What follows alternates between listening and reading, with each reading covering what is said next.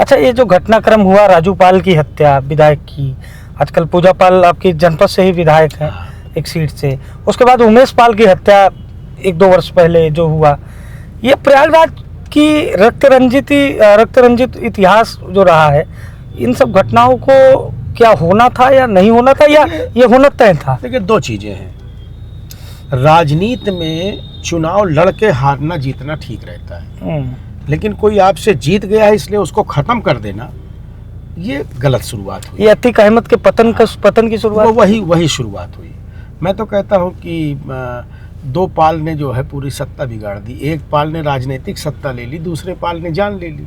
भाई राजू पाल के बाद राजनीतिक सत्ता चली गई, और इसके उमेश पाल के बाद जिंदगी की ही सत्ता चली गई। आप तब प्रयागराज में ही थे, तो जेल के बाहर ही थे तब? हाँ, तो मैं आप उस जेल समय में पैरोल में था। पैरोल में था उस जब वो उमेश पाल वाली घटना में। मैं राजू पाल वाली घटना, उस समय मैं विधायक था। आप विधायक थे।